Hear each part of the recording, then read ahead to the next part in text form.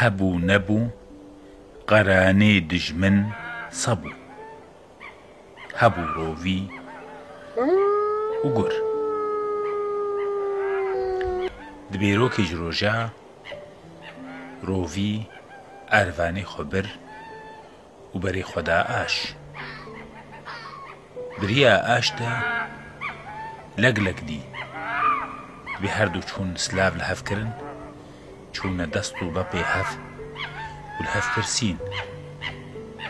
دبێ لەگلەگی گوبرا مەزووە هەفتوو نەدیتیە.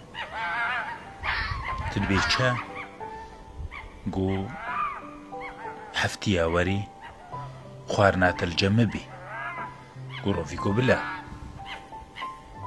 پشتی ئەرڤانەی خۆ چێکردن، خاترژ هەفخواستن و سەر سۆزا دیتنە هەفتوو پشتی هەفت ڕۆژە دن. هەفت ڕۆقەدە هان ڕۆژە ئینێ ڕۆڤی سەر سۆزاخوا بەرەی خۆدا ئاش. لوێ دەڤەرێ لەگلەگێژی خواردنە ڕۆڤی ئامادەت کرد. هەبنیسکەک چێکرد، قەنج کەلاند و ئەو هەبنیسک تاک خەرنوف لوێ چاریانە هەبوو، چوو هەبنیسکە خۆڕژاندە ناووی تایی خەرنوفی و گۆتە ڕۆڤی فەرموو برا بخۆ. نکلێ لەگلەگێ درێژ بوو، ئەوێ لبێ نیسکێ ئەن هەبنیسکێ ژناف تایی خەرنوفی دەهەڵبژاردن و خوارن. ڕۆڤی چەند جارا زمانەی خوا ئاوێتە هەبنیسکێ لێ زمانی لوە بەلەقرانی خەرنوفی کەت و گەلێکی ئێشە هاو خوێنی بوو و خواردنا خوێنکاری بوو بخۆی. پشتی خواردنا خۆ خوارن ڕۆڤی گۆتە لەگلەگێ گۆ دە باشە برا هەفتیا بێ دوو مێفانێ منی. لەگلەگژی سەر سۆزا خۆ چوو سەر ئاش.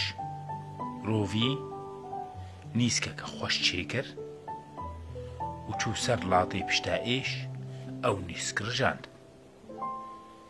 و گۆتە لەگلەگێ فەرموو. دبێ لەگلەگێ هەر نکلێ خۆت ئاوێتە نیسکی نکلێوێ لوی لاڵیت کەت شەوت جێ چوو وت ئارەها. لێ ڕۆڤی بزمانەی خۆ کەتە بەر وێ نیسکێدا هەممە ئالیست. پشتی گو خواردنا خۆ خوارن دبێ لەگلەگێ گۆتە ڕۆڤی برات دبێ چێ ئەم هەفتوو هەلگرن. دێ مەهلگرە مبگهێنە گوند و مڤەگەرێنە و ئەزێتە سەر پشتا خۆکەم دەفرێن مەژۆر.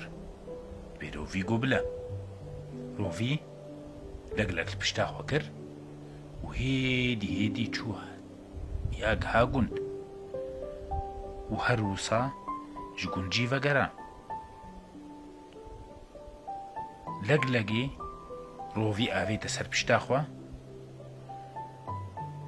û piriyê xwe li badan û firî û bijor ket. Her difirî û dûr diket gota rovî biramet. Erdê çawa dibînî her rovî digot biçûk dibînim, ez biçûktir dibînim, ez biçûktir bînim. Cara dawî ڕۆڤی گۆ ئەس vê cardê weke binê sênîkekê dibînim. Bê leglegê gota rovî bira ev milêmî rastî westiya û qurumî didgarê xwe bavêjî ser milê çapê. Dibê dema gû rovî xwe çend dikire ser milê çapê leglegê milê xwe ji bin kişand û rovî xwe meha erdî. ڕۆڤی بکەتنا خوارە ژۆر فزێنی پێ دکرد.